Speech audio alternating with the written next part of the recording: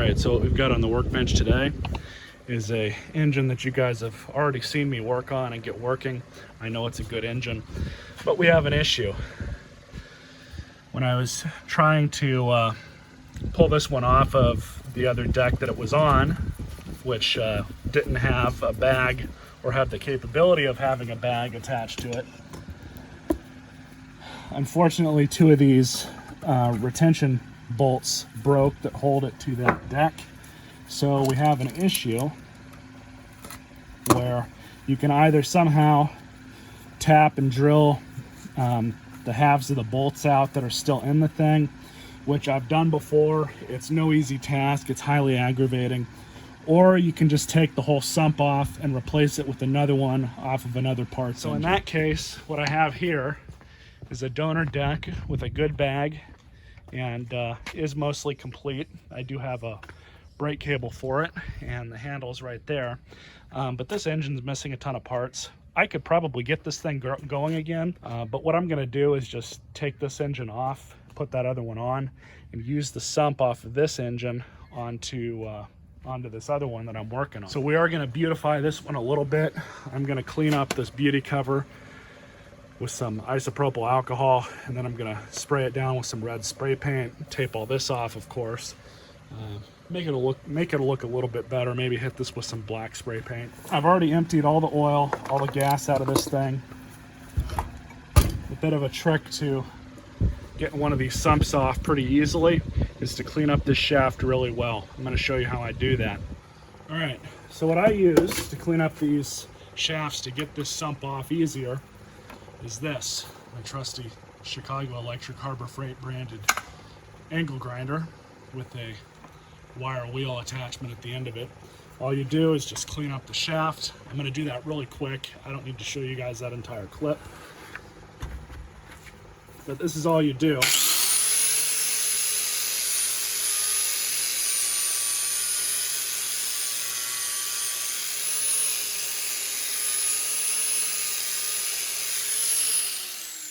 As you can see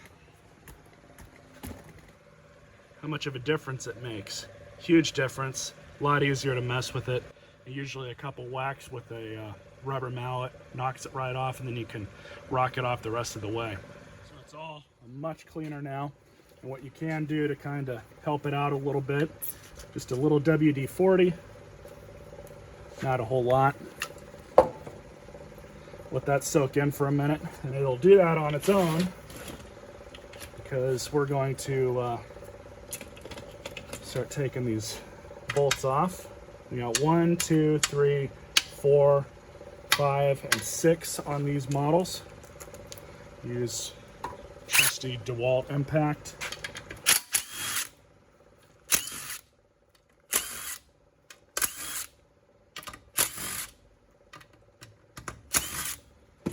Hammer time, a couple whacks.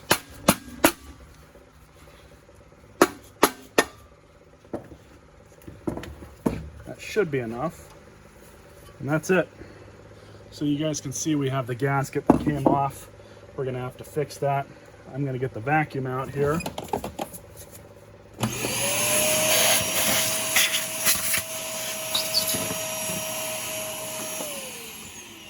So there's the inside of the machine. Everything looks pretty nice in there. So when you put the new or replacement sump on, you want to make sure that this is lined up, your governor assembly with the governor rod linkage. You don't want to put that together wrong or else you could screw stuff up. Everything else looks good. Now, I'm not going to show it on camera, but I'm going to pull that other engine off the deck, do the same thing, clean up that shaft, pull that sump off, and bring it over here. Okay, so here we are. So what I've already done is scraped off all the old gasket. I don't have another one of these paper Briggs gaskets offhand. So what I'm actually going to do is just use some RTV gasket maker. This stuff's okay to use. You're not going to have really any issues. But I will note that what I'm going to do with this stuff is apply it, let it sit for about 10 or 15 minutes, and then you can put the sump on.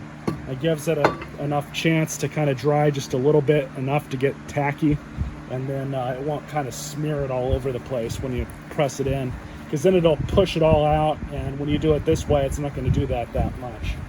So I'm just going to put a little bit kind of going around. So then what I do, the cap back on the tube, and then I like to go over with a finger, kind of just make sure there's more or less an even disbursement of this stuff. At least make sure that all the surface area is covered with it. And you are going to get a little bit inside the block, that's okay. This is not going to hurt anything. If it gets inside here and it starts swimming around in all the oil, it's soft. It's not going to destroy or damage anything. So I'm not worried too much if I get, you know, a couple strands here and there inside the block. But for the most part, this looks pretty good. You don't need any on this pen, so I'll take that off.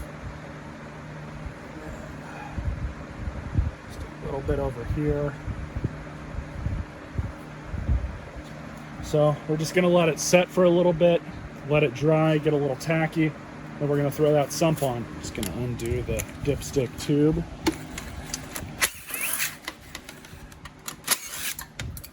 Just so we can get to everything. Now pull these out. Front. One.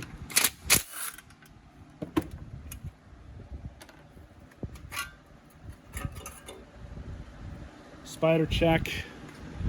Doesn't look like we have any. Maybe we need to vacuum in there. That's no big deal.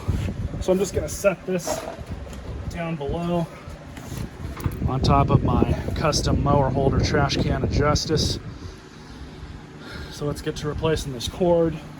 So what we're going to do is just line that up.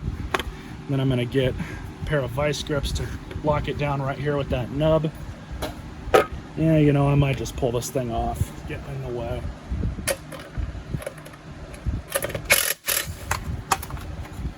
Alright, pull the cord back out. Make sure it's lined up. And just like this, I'm just going to lock these jaws down. Kind of find a sweet spot just so they don't move. So just like that. Not bad. So now we're going to pull the old rope out of here, cut knot off.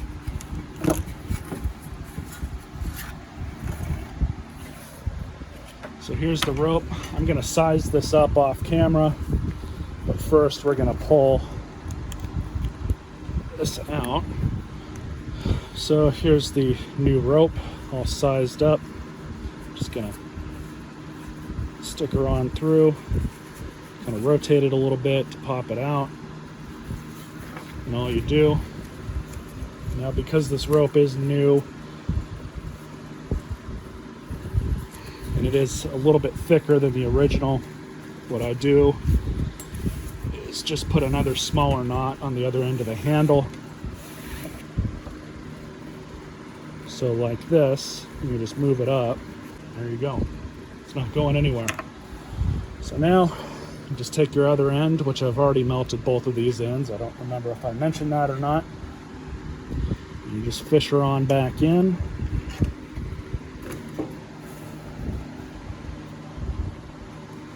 So then you just take this, pull her on through, tighten it up, vice grips off, let it pull back in. This is exactly how you want it. Just a little bit hanging out there because you're going to be putting this on the lawnmower. That little bit that's not wanting to retract all the way doesn't matter. In fact, it's kind of good to not have too much tension on these. So if you do have a weak spring, what you would do is carefully turn this the other direction to get a little bit more tension on it. One turn usually will do it.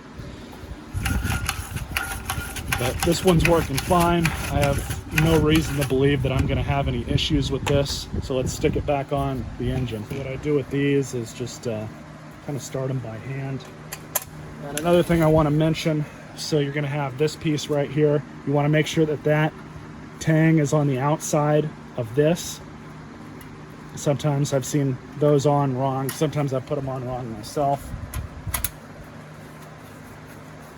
So we're just going to do that. These down.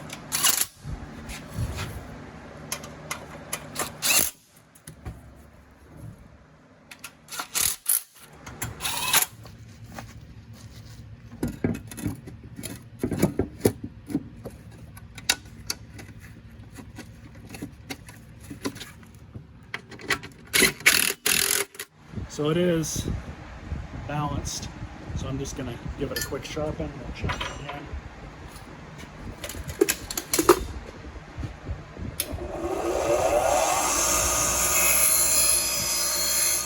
Cleaning it up.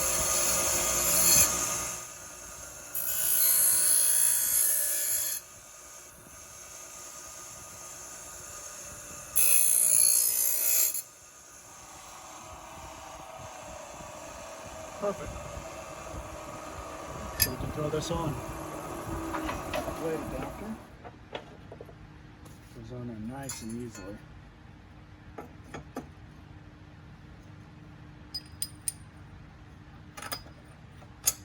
Just gonna cinch this down. 20 ounces of regular SAE 30 oil, no additives this time because I know this engine's good. A little bit of modification, this cable will work perfectly fine. All right, so now this one's all been mostly cleaned up. Put the beauty cover back on, start it up.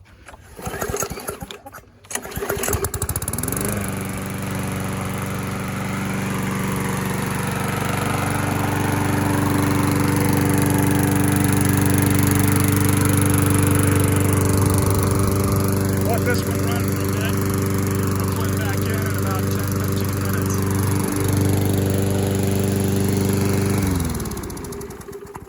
This one runs really good too. Hope you guys enjoyed this video and stay tuned for more.